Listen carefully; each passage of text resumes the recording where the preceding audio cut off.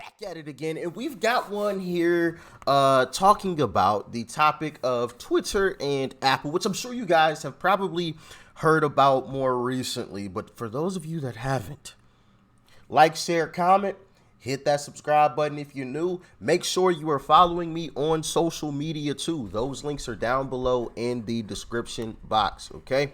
And join my Discord server. It's the first link down below. It's basically just a glorified chat room where you can chat with, some like-minded folks and that sort of thing. So, yeah, with that being said, let's dive in. I've got 3 clips for you guys today, so stick around. Let's check it out.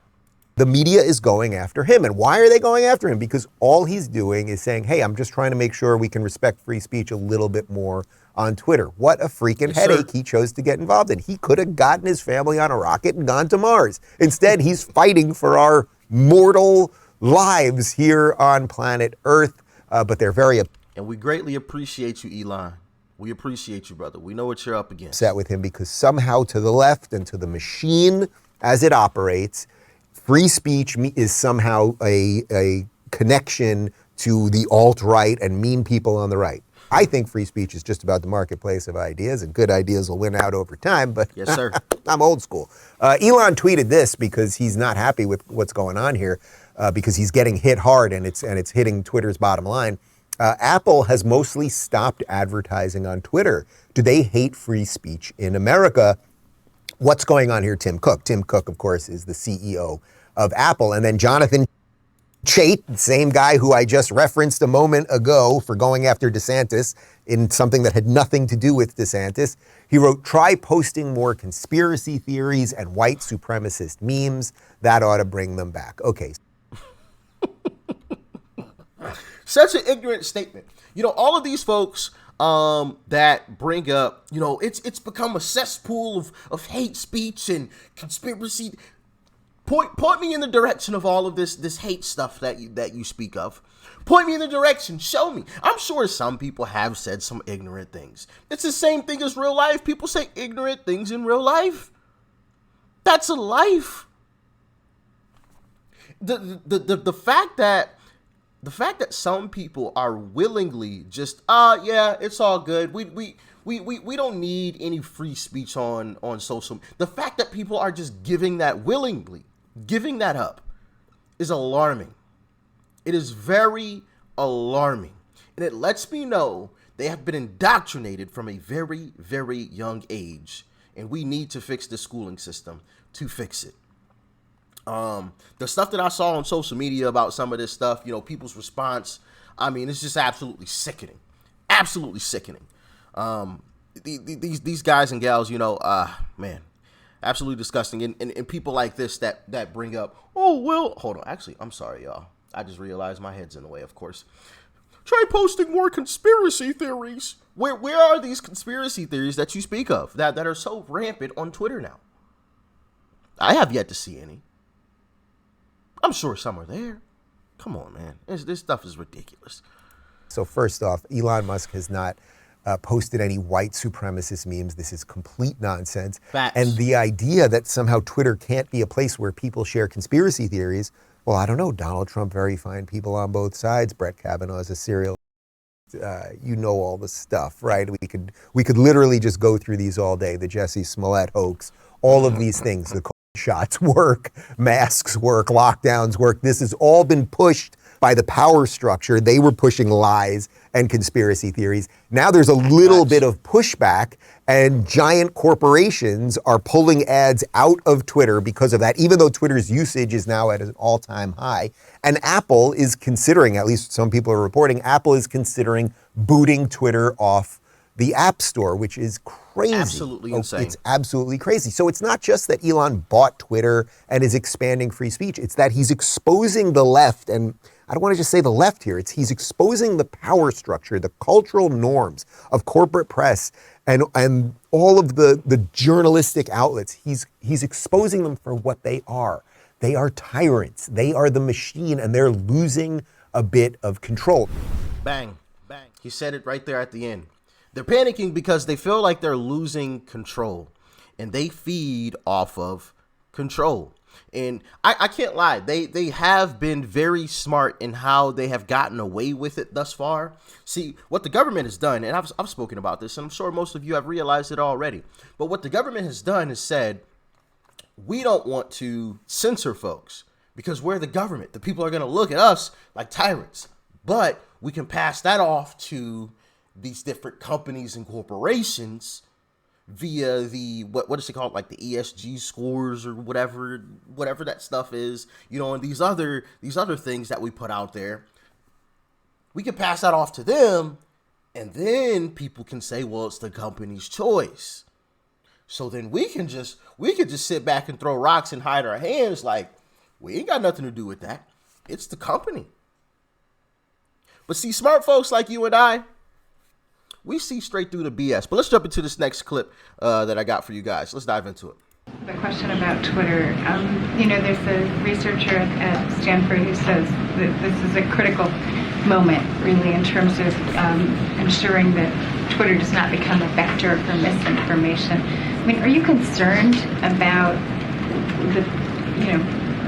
Elon Musk says there's more and more subscribers coming online. Are you concerned about that? And what tools do you have? Who is it at the White House that is really keeping track of this? It's funny, but it's not funny at the same time. It should make you a bit angry, right? She's literally calling for the government to come in and police Twitter. Does anybody police the Washington Post, who I believe Jeff Bezos owns? Did anybody police Twitter before? Because some Saudi Arabian guy was an investor previously, but now that Elon owns it, I remember seeing a clip that Joe was like, well, we need to look into that because of, foreign people being involved. And I'm like, wait, what? So you ignore all of this other stuff, the FTX, all that other stuff, but now we're trying to investigate Twitter. Remember what I told y'all? When the machine goes after something or someone, that is something or someone that we should be paying close attention to, because they're telling the truth, exposing the truth, or very close to it. So look, this is something that we're certainly keeping an eye on. And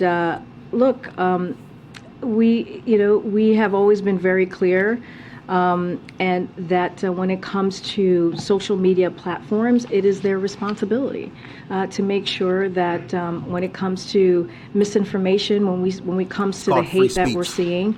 And that's another thing. And I'm sorry to keep pausing it, but this whole misinformation crap, we're not buying it anymore. We don't buy this stuff anymore.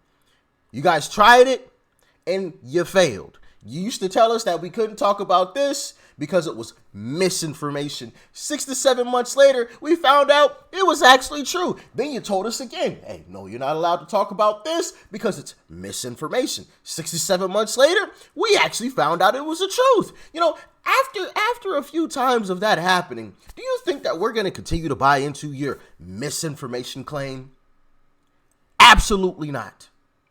No, we don't believe you.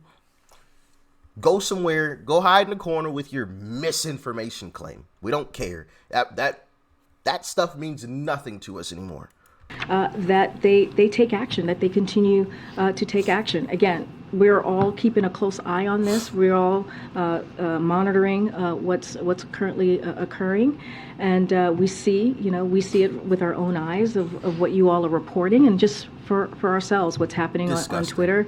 But again, social media companies have a responsibility to prevent their platforms from being used by any user to incite violence, especially violence directed at individual communities, as we have been seeing, and the president has been very clear on calling that out. He'll continue to do that, and we're going to continue to monitor the situation. Go ahead. Absolutely disgusting. Absolutely, positively disgusting. Well, we're gonna look closely at Twitter, but we're gonna ignore all of this other stuff going on. Of course, and we've seen how corrupt these leftists, these Democrats truly are when it comes to this stuff. Rules for thee, no rules for me. And we need some very strong leadership in order to get us out of this situation, which is why I was really, really disappointed when we received Mitch McConnell and why am I drawing a blank? I can see his face. Why am I drawing a blank on the guy's name? Goodness gracious. Why basically as Republican leadership remained the same, but hopefully, a new crusade is on the way in the form of either Uncle Trump or Ron DeSantis. Let's jump into this next clip. And then as you've seen that go on in China, there's reports that Apple is not allowing the protesters to use this airdrop function where they're trying to communicate. That obviously is providing aid and comfort to the CCP. And so you see that report, and that's very concerning. And then when you also hear reports that Apple is threatening to remove Twitter from the App Store because Elon Musk is actually opening it up for free speech and is restoring a lot of accounts that were unfairly and illegitimately suspended for putting out accurate information about. That's like one of the main things that's being reinstated. So many things these experts were wrong at, and you had people on Twitter that were calling that out. And Twitter, the old regime in Twitter, their response was to try to just suffocate the dissent. And Elon Musk knows that's not a winning formula, and so he's providing free speech. And so if Apple responds to that by nuking them from the App Store, I think that would be a huge, huge mistake, and it would be a really raw exercise of monopolistic power that I think would merit a response from the United States Congress. And so don't be a vassal of the CCP on one hand and then use your corporate power in the United States on the other to suffocate Americans and try to suppress their right to express themselves. And so I'm glad things are changing at Twitter.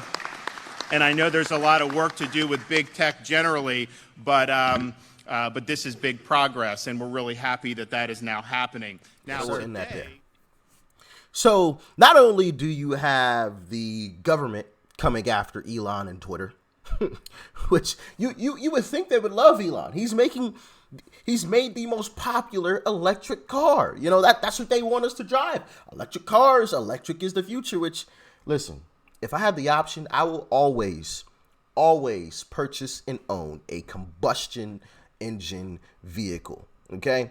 So yeah, we need Republicans back in office so we can get this train back on the right road. All right. I don't want no electric engine. Nah, I want old school combustion. Okay, I want to hear that engine roar. You know what I mean? I don't like the electric stuff. Okay, for many reasons. But anyway, not only do you have the government going after Elon and Twitter, but you also have a company like Apple, who, as I said earlier, they're trying to do the government's bidding for them. They're trying to do the government's dirty work. So the government looks like their hands are clean. Oh, we at Apple, we're going to take Twitter off of the App Store. Like, goodness gracious. And like I touched on earlier, you have to sit back and ask yourself, why are they going after him so hard? Why is it such an issue that people can speak freely? Like, either you think people are stupid, okay? And listen, they want depopulation anyway. They say there's too many people on the planet. So, let people be stupid and, put themselves in pine boxes because of stuff that's being said on Twitter, which obviously is not the case. The other, option is that they realize that if people are able to speak freely about whatever it is that they want and the government can't control what they say, then maybe people will actually realize what the actual truth is. Maybe they'll find out that we've been lying to them this whole time. We can't have that as the government. And I think that's the true reason why they're going after Elon and Twitter so hard, because they don't want the truth to get out there. They don't want people to figure out the truth in mass. They know people know the truth. But as long as they keep the masses, the majority of the people, hidden from the actual truth, and they keep this label on people who are saying the truth, conspiracy theorists and kooks and weirdos or whatever else, then they still have control. But if Twitter is free speech, then they can't control it anymore. They can't control the narrative. That's just my assumption. But y'all let me know how y'all felt about it, or how y'all feel about it in the comment section below. What do you think about this whole Twitter situation between the government and Apple? Do you think my assessment or assumption was correct? Do you think I'm wrong? Why or why not? Talk to me. Like, share, comment. Hit that subscribe button if you're new. Peace and love. I'm out.